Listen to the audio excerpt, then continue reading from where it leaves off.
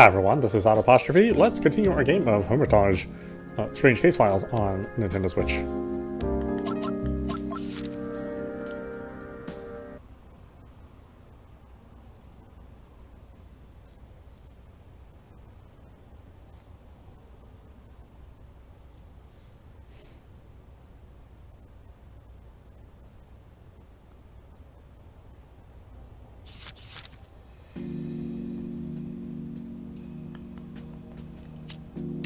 Oh, that's right. We just got reading through the entire history of Cthulhu. My goodness, that was a long read. Home shopping programs on TV. Today, we'd like to show you this absolutely amazing new grill perfectly suited for all your camping trip needs. It's easy to set up and get a fire going even when out in the wilderness, all thanks to our high-quality firewood. Call us to receive a special price. You will receive 6 packages for only 1,000 won. Customers are already calling. Oh, good. Well, they can call.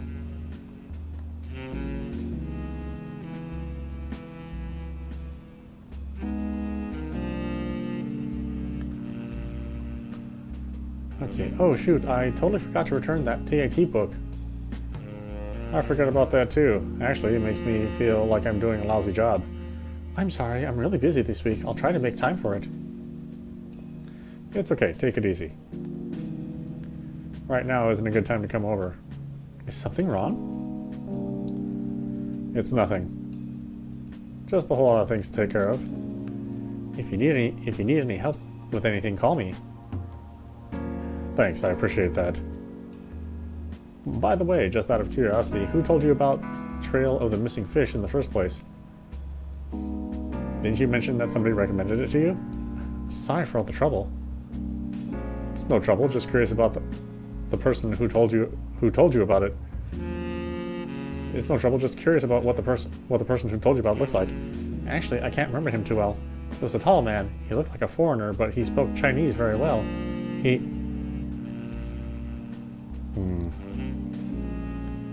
What's wrong? Or what's wrong? I seem to have forgotten what he looks like. I'm sorry. I just had a hunch that maybe that guy had something to do with it. Don't worry about it. Please just remember to let me know if you remember anything. Of course, will do. I'm sure I'll remember eventually.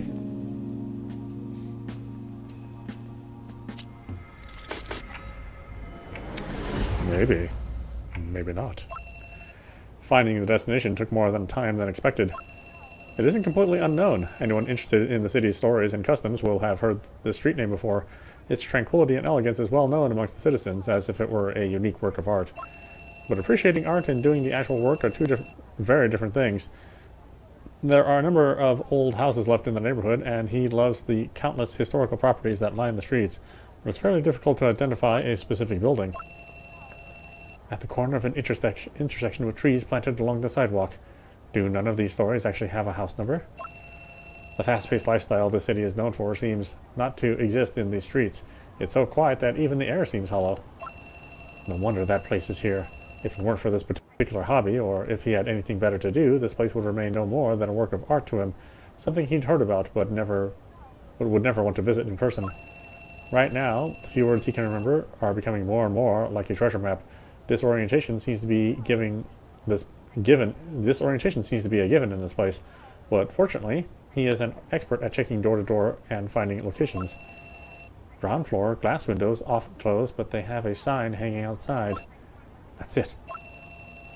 It's definitely an eye catcher. There might be something more to this house than its awkward, conspicuous exterior.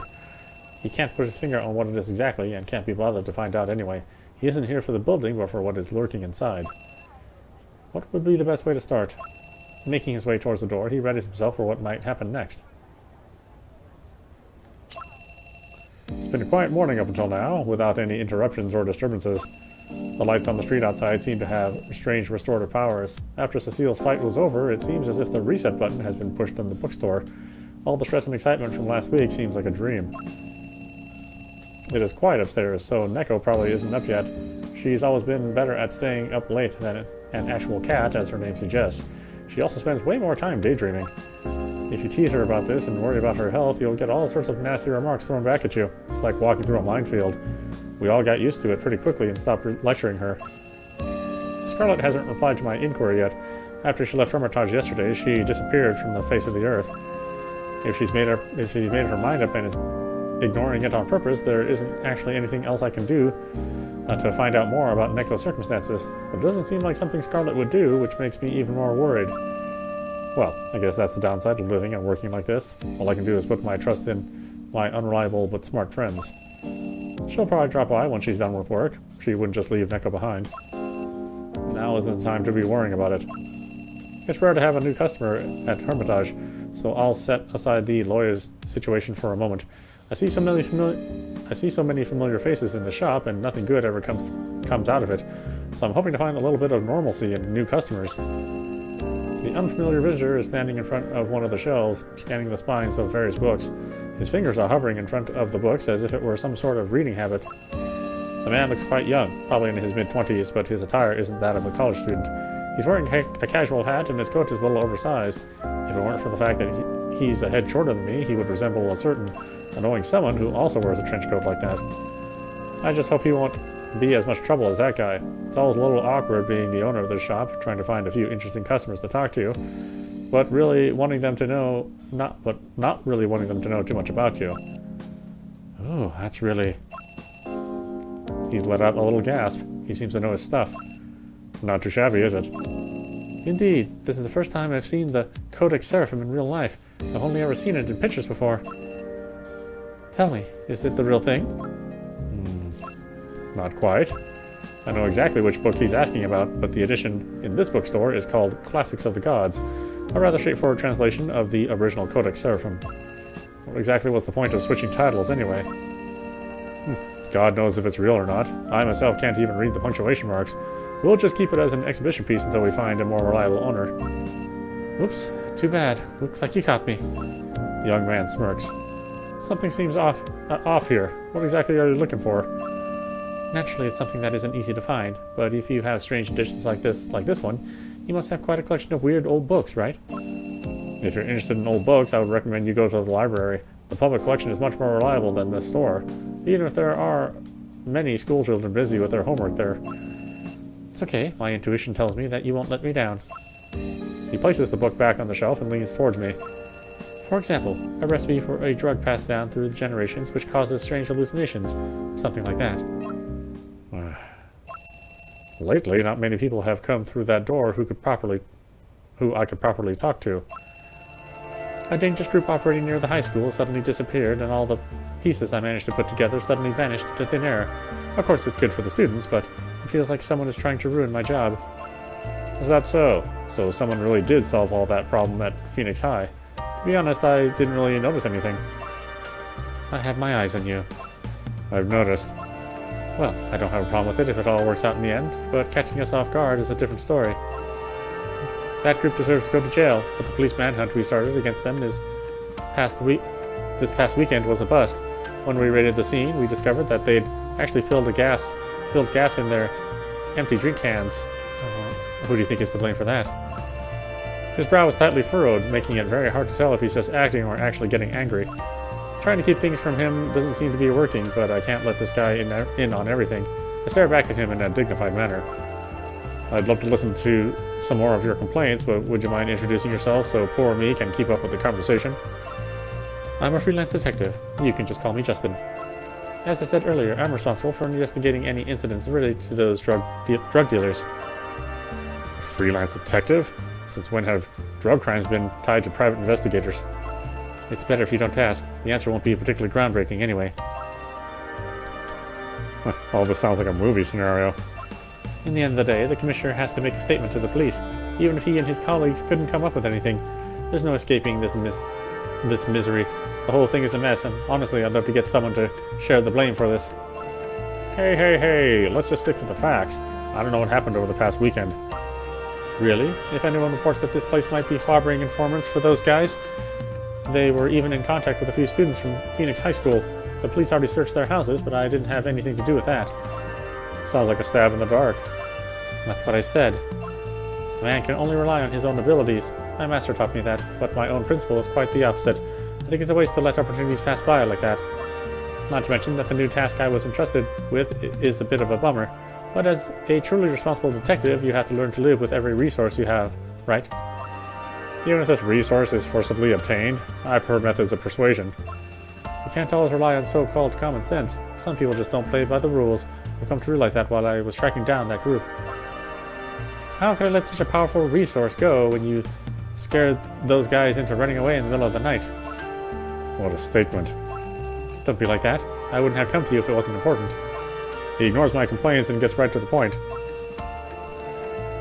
In the last 2 weeks, there have been 3 murders in Matau, and they weren't reported in the news even once. You know what I mean?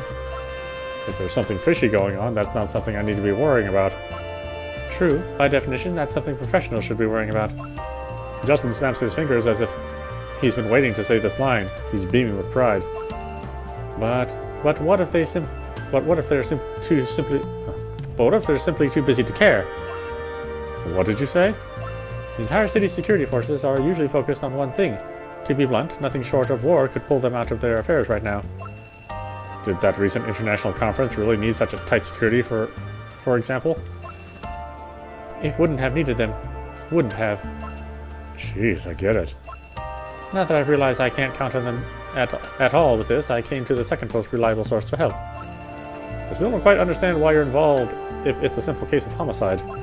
This may sound harsh, but you being a private detective and judging by the way your business is going, you asking for help doesn't seem surprising.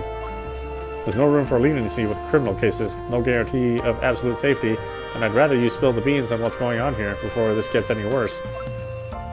You really are good at risk management, aren't you? Don't give me that. At the end of the day, I just want to keep trouble as far away from as possible. Yeah, you can see that this is a big problem that I just can't let go.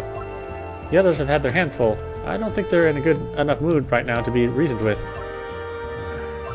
He's right. Even if it's impractical, I'm afraid the detective has hit a dead end and he's desperate to find another way out. In other words, it would be impossible to try and get rid of him without having to pay a price. I've never seen a guy begging me for help with that kind of expression on his face before.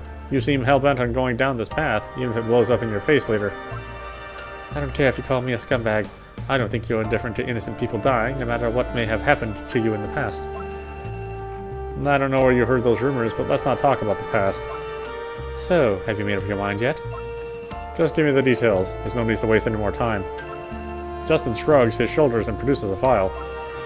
So far, there have been 3 victims. Their remains have already been examined and cremated, but I've managed to get my hands on the relevant records. According to the identification, the victims are a homeless person, a maintenance worker, and a business manager of a real estate company.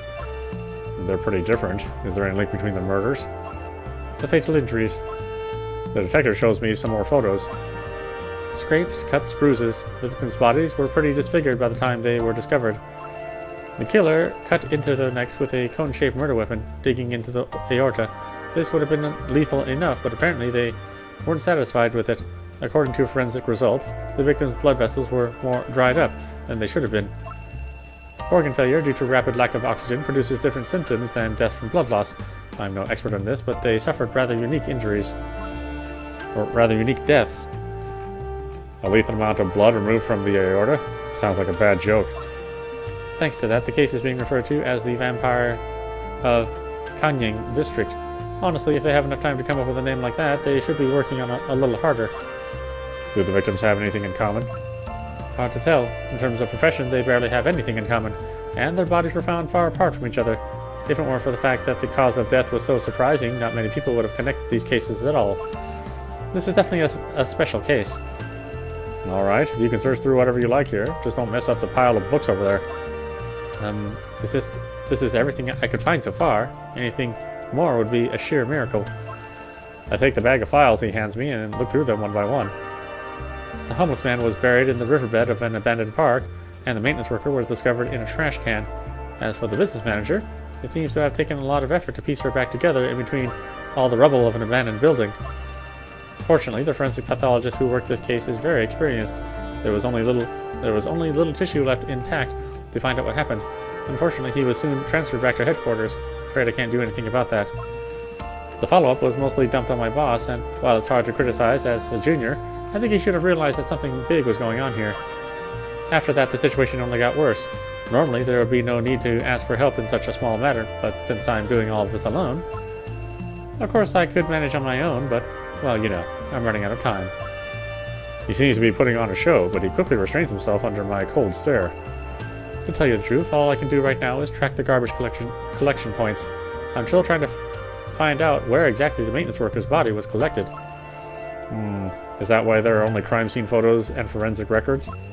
It's been put on hold for the sake of more important cases. They dump stuff like this on poor sods like me. I really can't believe they were forced to do that. Sounds like you're on good terms with those guys? What? I'm just a little sentimental. Forced to hire a detective to investigate a series of murders all on its own. It just makes me sympathetic towards their situation. That being said, the time frame is a real deal breaker. If you can find any clues, we'd better get to the bottom of them within the week. Since we're short on manpower, it's all hands on deck. Sounds like he's already planning for me to step in, but I don't say anything. Any involvement in a case that has already been filed will probably involve the police sooner or later, and the last thing I want to see right now is the police. Although the guy in front of me seems intent on dragging me down with him, I can still handle the situation my way. Much like Scarlett's situation, this investigation can't go on forever. Spending a few days with Justin under some time pressure might lead him to look for another way to handle this. However, this theory is limited to cases that the police can handle. According to Justin, they were investigating the secrets around Phoenix High School when the incident occurred. It is clear that they cannot be counted on in times of need. Moreover, Justin made it pretty clear that the police are aware of the fact that a certain group of people is trafficking lilac grass. They are aware of the dangers of the drug and were prepared to use force to get rid of the whole gang. I'm afraid I'm not the only one who knows what the real trouble with this drug is. If that's the reason why these murders were assigned to Justin, it's a sign that the police were unable to comprehend the nature of the drug. With modern technology, their methods of investigating regular homicides are obviously much better than mine. However, if something like a scaly silkworm is causing trouble, the police wouldn't be able to count on them even if they knew about the creature. A simple murder wouldn't require such a heavy hand, and the wounds didn't look as if they'd been inflicted by ordinary means. If it was an act of revenge, there would have been a connection between the three victims. So, were they killed randomly for the sake of pleasure? The methods were too consistent for that, unless the person isn't crazy but extremely paranoid. In that case, paranoia could mean a lot of things. A strange belief or a twisted creed. Either way, it's a real red flag for me. Besides, what would it take to make that kind of hole? The series of holes in the neck is thick and deep, but rough around the edges and much too harsh to have been caused by a sharp knife. Judging by the red swollen skin around the wound, it looks like a dog bite, if a dog could grow 10 centimeter long teeth. Not even taking into account Justin's annoying appearance, the situation is indeed bizarre, and the police situation he'd been ranting on about has attracted my interest even more. I wonder if Scarlett could help me a little with this. It's just like she said, the smaller the circle, the better connected everything is. The city has seen a lot of bizarre cases, and the police might be holding back some valuable information.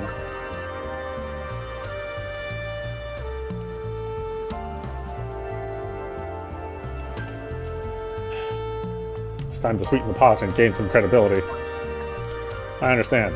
Anyway, let's investigate the crime scene first. Fieldwork?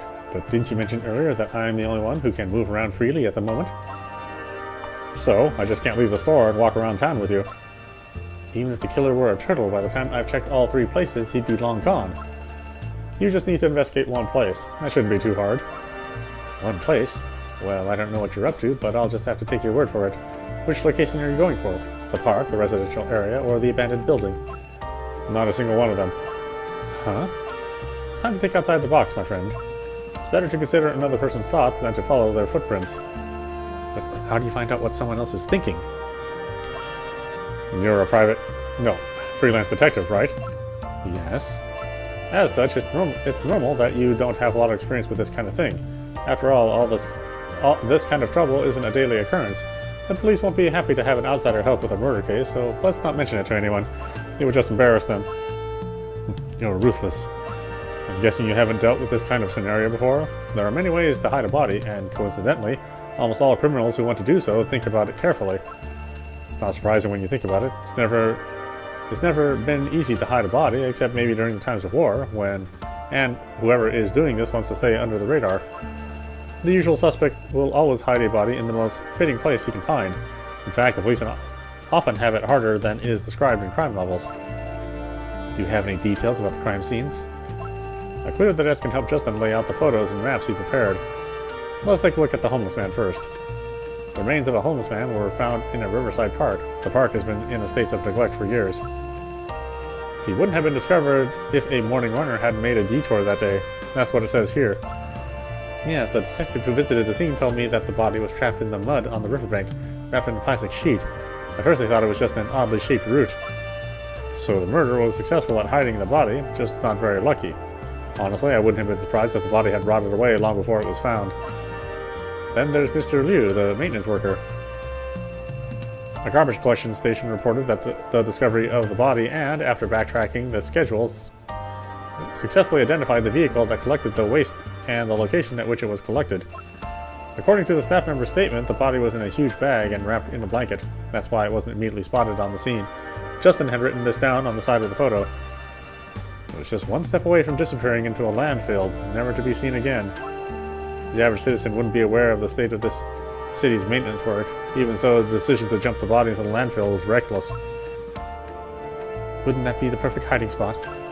They definitely tried hard to disguise it. You can see from the photographs alone that the package was extraordinarily tightly bound. Although it contained the body of a sturdy worker, it was the size of a suitcase. The outside of the bag is tightly wrapped with duct tape, and the body is oozing through the cotton-filled inner layer. This really is extremely creepy. The person who abandoned a body in a panic would not have made such exquisite preparations. They must have been thoroughly prepared. Last but not least, we have Mrs. Yang, who worked for Rising Sun Properties. The couple who discovered the body was scared out of their wits. For the sake of decency, let's not go into detail about why they went to that abandoned building in the middle of the night, but it obviously didn't go the way they'd planned.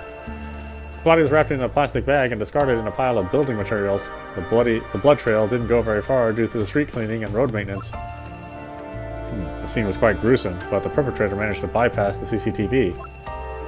The area is somewhat disconnected from the rest of the city. After all, nobody wants to clean up the mess of a financial dispute. Regardless, the criminal was intent on hiding the body, but their method of execution was much rougher this time around. Given the peculiar fatal injuries in this series of cases, it's highly unlikely that there were multiple perpetrators. In other words, the killer is growing impatient and isn't planning as carefully anymore. Even if they are psychologically sound, taking so many lives in a row would leave a mark on them. In that case, what would be your highest priority if you were disposing of multiple bodies? Take them as far away from me as possible. Bingo. At least you're somewhat smart. Choosing different directions to make them appear as different as possible, if you think about it like that. So that's your guess? Thinking outside the box was a success, so we can now move on to the next stage. I wouldn't hold it against you if you said that I'm out of my mind. After all, I don't have enough evidence, and there are plenty of possibilities to disprove my theory. Except in this case, I have good reason enough to take a chance. The 3 marked points form a triangle. Look at this enclosed area in the middle. That's the reason why I went to so much trouble. I'm talking about the Kangyang district. Taking a closer look, it's almost exactly in the center of the marked points. This place was mentioned in the news yesterday. A real estate company employee was murdered, and the construction going on in the building at the time immediately came to a halt. How could this not be related?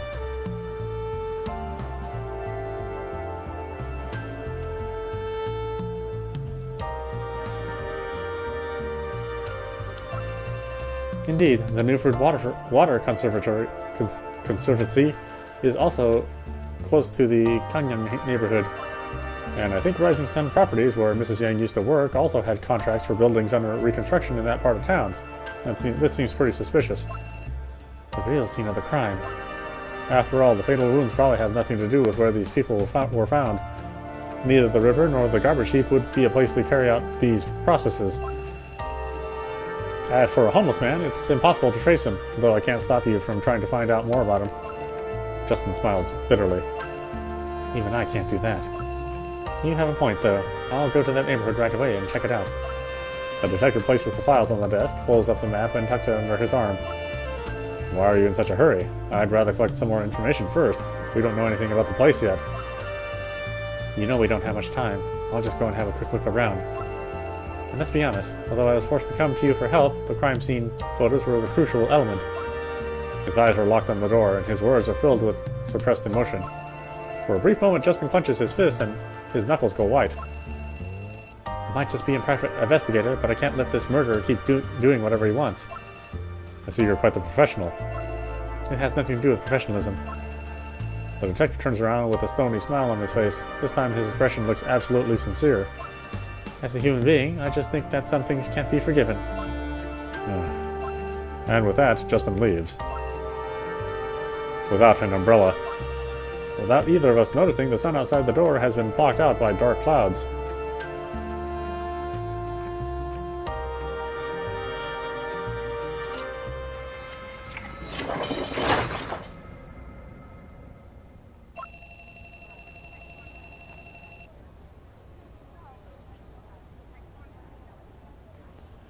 Since Justin left, an all-encompassing silence has fallen over the store, almost as if it were happy to have a moment of quiet all to itself. Even the birds outside have gone quiet, not causing a commotion while fighting over seeds for once. Usually there are a few stray cats that wander around the place, but I haven't seen any since last weekend. Maybe animals are somehow sensitive to the silkworm's lingering scent. Avoiding such a dangerous predator is only natural as far as animal hierarchy is concerned. I put down the delivered books and rubbed my eyes. It's pretty heavy stuff and hard to focus on. The text is wordy to an almost pretentious degree, and it makes my head hurt. This is going to be a pain. An old colleague of mine who studied Eastern European parachial religions once shared an unsettling story with me. A priest who accidentally came into contact with an unidentified dark book could no longer sleep at night after he gazed at its pages for too long. Ultimately, he begged one of his brothers to blind him so that he would never lay his eyes on that cursed piece of literature ever again. That particular religious order died out eventually. The more secretive something is, the more it will root itself in the hearts and minds of those intrigued by its forbidden allure. Then there will always be somebody to fight it, trying to banish it, but that only ever leads to repeating the same mistakes. That particular story serves as a warning to let certain matters rest and to honor old traditions. Some things are not meant to be tampered with. At the time, I pretty much viewed it as a joke. Who would have thought I'd actually end up in a situation like that myself? The sheer absurdity of it all makes me chuckle. Suddenly I hear someone walking down the stairs. A moment later, Neko's head appears in the corner of the store. Hey, where's water? I'm thirsty. And the kettle's on the second floor. You can go and boil some yourself. But the door's locked. It's okay, you can go inside. But your computer's up there. Are you sure you feel comfortable with me in the same room as it? It's fine, I'll give you the key. Well, I bet there's nothing juicy or interesting on it anyway. No harm done. I know how feisty Neko can be. Sometimes I wonder how she managed to survive in the orphanage without anyone jumping at her throat, though. Neko ignores my expression and raises an eyebrow. She playfully takes the key out of my hands and sits down at the counter. Great speech you gave there. No need for fake flattery. People can do everything at once. That's why it's necessary to plan out the scope of each operation first. How could anyone ignore the detailed road structures like that and simply draw a big circle across the map? I just made some wild guesses and went along with it to coax him into running an errand. I'm not responsible anyway, so even if I'm wrong, I'm not the one to blame. But, hold on, you heard everything? From all the way up there? Nah, I was outside. I heard the commotion and chose to wait. I'd rather leave you fools to yourselves, you know? Neko shakes her head and looks a little angry. Not exactly the nicest thing you've ever said. However, I do agree with you. Oh, you mean about the Kangyang district? It's true there was an employee charged with handling complaints in the area with which Rising Sun Properties operates. His schedule's been empty ever since. No more work for him. As for Rising Sun Properties, that company has been doing house demolitions and relocation work for a few years now. It hasn't completely taken over the Kangyang district yet, but I bet that's what they're planning to do. Do you know of companies like that sometimes require their employees to do some field work in person? They definitely need to go there to talk to residents about compensation for the demolition. They also need staff to ensure the exclusion of the homes that refuse to make way. Do their managers need to go in person too? Only if necessary, I think. To be honest, I'm not familiar enough with the real estate business to be sure. Anyway, one of Rising Sun's managers, Mrs. Yang, was absent for a very long time, and she was responsible for a particular project. I thought that might interest you. Well, that's pretty suspicious. If I can get Justin to tell me the victim's full name, we can look into it some more. Could take a while, though. He's definitely got his hands full. Anyway, how did you even get all this information? Huh? Ever heard of etiquette? You always ask girls about their secrets? Let me take a wild guess. Scarlet's teachings. Let me just say that even in big cities, cybersecurity at most companies is a joke. Neko stretches and smirks a little, knowing full well how vague her answer sounds. Alright, whatever, as long as the cops don't come knocking on because of you. So, what's your conclusion? I don't have one yet, at least not until I hear back from Justin. But since that all happened recently, I'd say it's important to check out the area as soon as possible, while everything's still fresh. Woohoo! Now that sounds interesting. I know I'm not a professional either, but at least I'm a little more experienced than he is. I know, you're the teacher, the master, the only one capable of it. Hey, don't make me sound like a show-off, okay?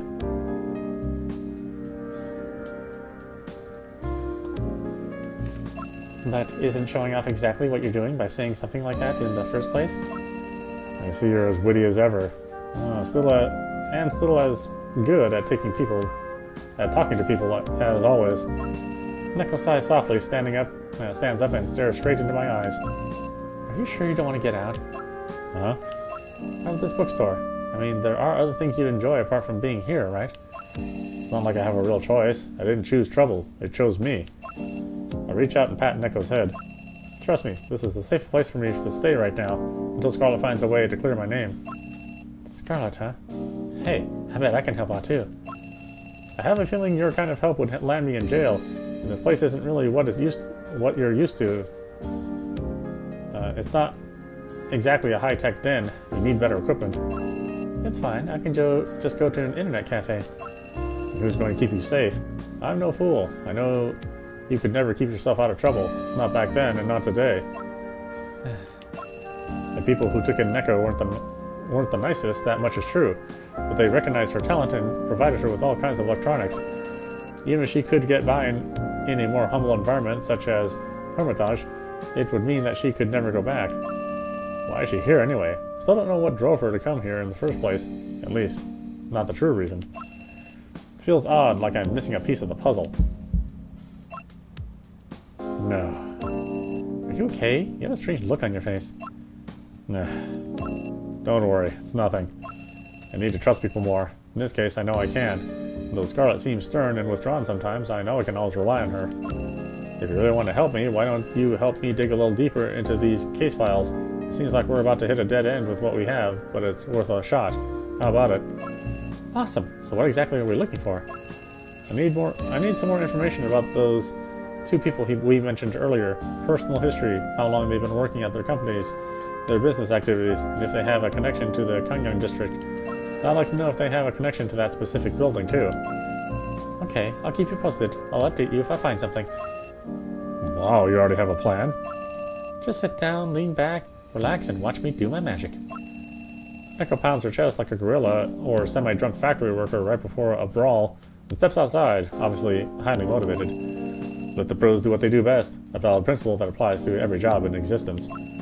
She shows what she's capable of more than once, so I'm more than confident in her abilities.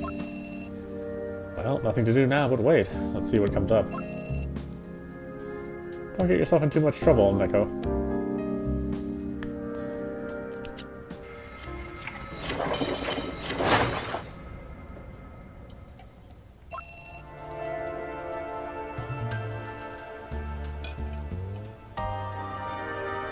Geez, what's that store manager's story? Although I did get some information about him, I don't know anything about his past. But right now it's time to focus on more important things. Justin puts away his cell phone and neatly readjusts his collar. The Kangyang district is pretty deserted. As suspected, it's nearly impossible to get anyone's attention, and most of the residents here don't want to be bothered by outsiders. The term neighborhood is too kind of a description, taking into account the dark atmosphere and general feeling of being unwelcome. You wouldn't expect a place like this to exist in a big city nowadays. It's almost like an urban fairy tale. Electrical wires are hanging loosely overhead, connecting the various buildings. They look almost like bridges. Many of the buildings look like they need some work done, and overall the whole architecture of the place seems improvised. When you look at these intimidating blocks of concrete, you can easily picture how little space the people living here have, and how cramped it must be inside. Because of the once over-enthusiastic private construction companies, there are way too many buildings stuffed into this one small urban area. They crisscross like ants. Once you leave the main road, the path immediately becomes more narrow, allowing only 2 or 3 people to walk next to each other. This is another world. Justin stands at the doorstep of the unknown and can't shake the strange feeling this place is giving him. Coming from a big city, from outside, he could never fit in or be accepted by the residents here. They're basically like 2 different species, completely unable to understand each other. As he enters the neighborhood, Justin sees several people walking by, dressed in very plain, everyday clothes. And by the way they move around and act, you can tell that they are used to how things are around here, as if they never known any other place but the narrow and chaotic concrete maze. A vague sound is coming from somewhere above, probably a television or somebody on their phone. All in all, even with so many people, the place seems lonely. Many voices and a lot of chatter can be heard, but they all seem to be phone calls. There's very little social interaction and everyone is minding their own business. There seems to be a lot of elderly people around, some young people who look like immigrant workers. The detective makes a quick mental note of every resident passing by him, remembering their appearance. He has seen a similar situation in another city before. Villagers' land was transformed into an urban construction zone. Cheap, affordable housing was built, and the elderly from around the area moved in, while the younger generation moved somewhere else.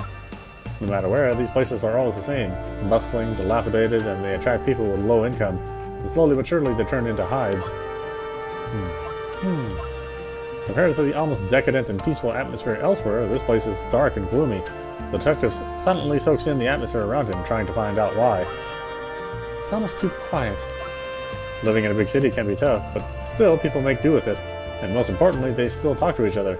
You'll hear those who struggle financially or otherwise loudly complain about their current situation, trying to be heard.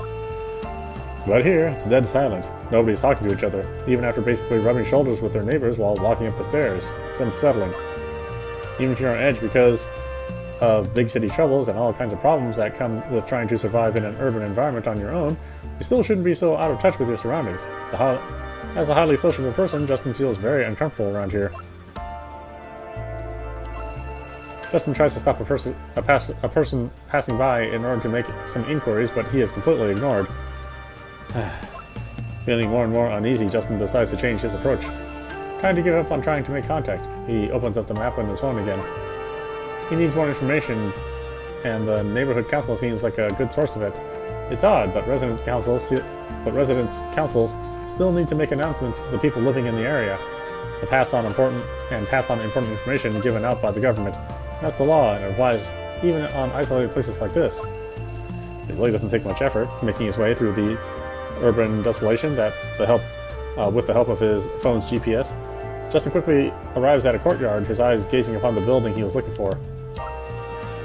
This may very well be the only building in the neighborhood that is still being maintained, at least somewhat. The three-story administrative building is surrounded by some free space in the courtyard. The building would never have attracted attention anywhere else, but in this place it sticks out like a sore thumb. The door is open, maybe because it's during office hours. There's no one in the foyer or the central courtyard, so Justin just takes a look around. Long glass cabinets stand on one side of the corridor, filled with various announcements and official documents. No matter how chaotic and dilapidated everything seems, his hunch was right. At least this part of the institution is still working. Quite neat. There are 4 notification boards for the residents in the area, and it seems like the notes they put up in order of their importance. Justin approaches the least recent notes and starts looking for information. An anti-drug notice, a fire inspection notice, a food safety inspection notice. These notes even make mention of plans to implement ID checks during these inspections. Curiously enough, none of these notes have any times or dates on them. Are they even being followed through? It's like a school teacher announcing his big trip in the spring, but without mentioning the exact date. Things like that only confuse people and cause uncertainty. There are only 2 possible reasons for issuing notifications like this. Whoever published these notices never really intended for the news to get out, or they didn't expect anyone to check it out in the first place. Justin has investigated in this shady low-rent housing district before. In such a place, doing identity checks and questioning people isn't exactly easy, and the residents are far from talkative and welcoming. People here want to remain anonymous, so even if they got nothing to hide, they don't want to be bothered by anyone. It's quite possible that the landlords and property managers just collect their rent and then look the other way, postponing important inspections, having them done only on paper. Pretty sloppy work, though. Justin moves away from the notices in the glass cabinets in order to look for more meaningful information. Please, just a moment. Believe me. What the? Just go! Huh? People can be heard arguing faintly through the windows above. It's not extremely loud, but it still sounds quite intense. The sound is coming from the office on the upper floor, close to the stairs. Walking straight up would cause too much suspicion, so Justin quietly positions himself down the stairs right beneath the commotion. Now he can hear the quarrel more clearly. Please reconsider. This could be a very good thing for everyone. The compensation we are offering for each square meter is way above average. Think about it. In a couple of years, you'll be able to get a brand new house for that price. Are you serious right now? Hey, now don't act as if we're taking advantage of you. Years. Look at how old we are. Do you think we really still have those couple of years you're talking about? Please calm down. If you had the choice of living in a better place, your family would want that for you, wouldn't they? What the? Are you implying that my family would toss aside their parents for a few square meters of living space? Well, no, of course not. That's not what I'm saying, but I'm sorry. That's it. I knew I wouldn't get through to people like you who are only ever out for the money. Let's go. The conversation is abruptly cut off and angry footsteps are coming closer. Justin positions himself in an inconspicuous way that makes it seem like he just entered the building. A group of angry old men appear on the stairs. They are a total of 6 people, most likely in their mid-50s, just like retirees from the big city. The group leaves angrily, venting their frustration quite audibly as they leave the building. An office door opens and closes upstairs again. No way. Justin hears a young voice sighing behind his back. A man had walked down the stairs just as the elderly people left. His shirt looks messy and he seems like a newly employed salesman who is in way over his head. Doesn't seem like an easy job. Tough clientele, huh? I was prepared for it being a little difficult, but they're just too stubborn. And you are? Judging by that commotion, you've got your work cut out for you. I assume you work in real estate? I feel your pain. The salesman smiles a little, happy to finally be talking to a reasonable and understanding person once again. His eyes light up a tiny bit. It can be really tough here. People scold you for just trying to do your job. Say, does your company do business with the people around here too? We just sell surveillance and security equipment, cameras and motion sensors, stuff like that. Not whole houses like you. That's a whole other league right there. The boss sends me here to get some potential clients and make some deals, but it doesn't look like it's gonna go all too well. Buddy, I really don't mean to scare you off, okay? But between you and me, I think there's something wrong with the people here. Huh? What do you mean? These people aren't interested in talking in the first place. Those old guys always steer the conversation in a direction that paints you as the bad guy and then leave. They throw down fits and storm out. They can't be reasoned with. That was the 5th time that happened today. Usually this place is very active business-wise. A colleague of mine used to do the job I'm doing now. I'm her replacement, but I really don't think she did something to upset the people to such a degree. So why do you have to replace her? I don't really know the details. Seems like she suddenly asked for a long vacation. That's what my boss told me anyway. Before that, she complained to me several times that the residents here were unreasonable. At first I was happy, thinking I'd just have to organize the desk a little and that business would run on autopilot, but now I gotta chase after these clients. So these people have always been here. Yeah, at the very least since I took over. I'm sorry, man. Looks like you really drew the short straw. If the situation hasn't improved by the end of the month, we'll probably have to switch to different methods of handling business. The salesman quickly covers his mouth as if he said something he shouldn't have. It's easy for Justin to spot how little working experience this man has. I understand. Seems like I won't have it easy. If you say that again, you should still give it a try. Just don't get your hopes up. Justin has managed to gain the salesman's trust with his act. The man crumples a housing brochure together and throws it into the trash can, accompanied by a deafening sigh. He pats Justin on the shoulder and makes his way back up to his office. Justin focuses his attention on the trash can. Nearly a dozen leaflets are strewn about inside it. They've probably been there for quite some time. Alright, why don't we stop it there? This is audap. You've been watching Hermitage, Strange Case Files on Nintendo Switch. Anyway, I hope you enjoyed watching. I will see you with the next stream.